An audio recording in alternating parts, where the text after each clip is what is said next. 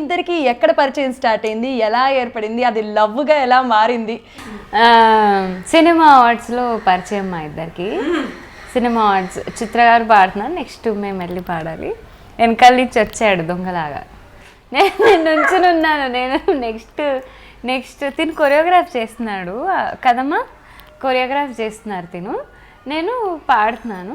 Next నేను వెళ్ళాలి, ఆవిడ ఆయన వెంటనే వెళ్ళాలి. నేను నుంచుని ఉన్నా, నా దీనికోసం నుంచున్నా. తక్కి పిలవట్లేదు, వీళ్ళు తక్కి పిలవట్లేదు, నాకు కోపం వచ్చేస్తుంది. గంట నుంచి వెయిట్ చేస్తున్నాం మేము ఎప్పుడు పిలుస్తారా అని. వీళ్ళ డాన్స్లే చేస్తున్నారు. నాకు కోపంగా ఉంది. నుంచి తిట్టుకుంటూ నుంచున్నా. నేను వెనకాల నుంచి వచ్చి హలో అన్నాడు. నేను చూడలేదు. హలో హలో అన్నా. నేను పాపం అయిపోయింది. నాకు ఎలా రిజిస్టర్ అయిందో పొట్టిగా రిజిస్టర్ అయ్యాడు తిను.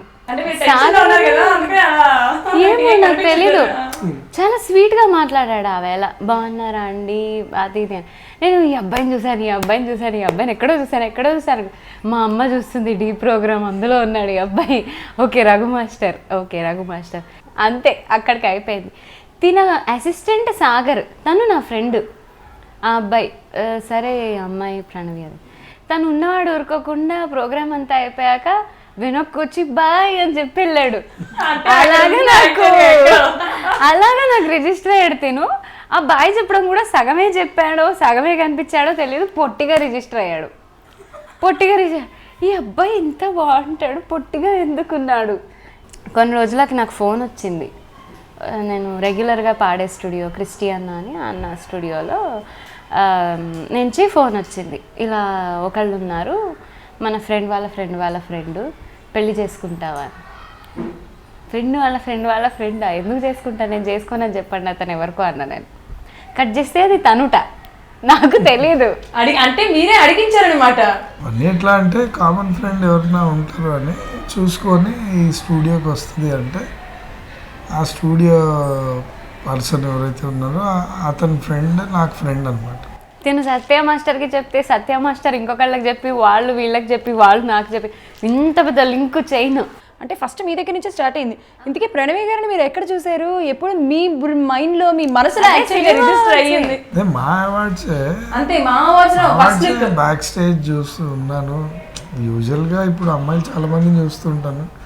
ఆ రోజు కూడా చాలా మందిని చూస్తూ ఉంటావా? చాలా మంది అమ్మాయిని చూస్తూ మా డాన్స్ ఫీల్డ్లో మా గ్రూపే 20, 30, 40 గర్ల్స్ అలా ఉంటారు. అలా కాకుండా నార్మల్గా చూస్తే ఆ రోజు బ్యాక్ స్టేజ్ ఉన్నాను, తను ఉంది. అందరిలో ఒక అట్రాక్షన్ ఉంది. అయితే ఎవరు ఈ అమ్మాయి అని అంటే సింగర్, నా అసిస్టెంట్ ఎవరైతే ఉన్నారో సింగర్ మాస్టర్ ఇట్లా ప్రణవి అని అంటే అవునా, వైట్ కలర్ చూడిదార్ వేసుకుంది. సరే నేను వెళ్ళి పలకరిద్దాం అయితే అని. ఆ పలకరింపు ఇప్పుడు అది చూడంగానే ఫిక్స్ అయిపోయామా అనేది పక్క పెడితే ఏదో పాజిటివ్ వైబ్రేషన్ ఆఫ్కోర్స్ డెఫినెట్గా ఉంటుంది. నేను హలో అన్న తర్వాత చిచ్చి ఇలా బిహేవ్ చేయకూడదు అని చెప్పి ఆ రోజు 2-3 సార్లు మాట్లాడాం కదా. అంతే బ్యాక్ స్టేజ్. ఎప్పుడు తిను బ్యాక్ స్టేజ్ వచ్చినా నేను బ్యాక్ స్టేజ్ ఉన్నా, ఊరికే మాట్లాడుకోవడం. వీళ్ళ ఫ్రెండ్స్లో గీతా మాధురి అని ఇంకా ఆ అమ్మాయి ఎక్కువ నన్ను పలకరించేది. అంటే ఎక్కడున్నా యూజువల్గా నన్ను బాగా గుర్తుపట్టి hi sir how are you అని పలకరించేది.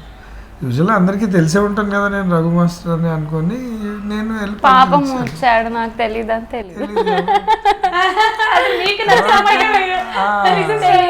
తర్వాత 6 months గ్యాప్ తర్వాత అనుకుంటా నంబర్ తీసుకొని ఒక 2-3 రోజులు ఆలోచించి దెన్ బెటర్ వే వాట్సాప్ ఉంది కదా, సో వాట్సాప్లో ఒక మెసేజ్ పెట్టాను, this is Raghu master. So బాగానే చాటింగ్ జరిగింది ఒక 2-3 days. Hello sir, hi sir, hi sir, ఎలా ఉన్నారు సార్, మీ ఫ్యామిలీ బాగుందా సార్? ఫ్యామిలీ ఒక తోక. చాలా మా మదర్ మీ ప్రోగ్రామ్ చూస్తుంటారు బాగుంటుంది. ఓ అవునా, ఓకే ఓకే అని అప్రోచ్ అయ్యాం కదా. 2-3 days నేను అడ్వాంటేజ్ తీసుకుని అడిగితే నేను లేదండి మీ అమ్మ గారు చూపించిన అమ్మాయిని చేసుకోండి, నాకు అసలు ఉద్దేశం లేదు, అసలు మ్యారేజ్ మీద థాటే లేదు. అండ్ ఇప్పుడైతే అసలు లేదండి. అయ్యాక తినేంటి లేదు అనేసరికి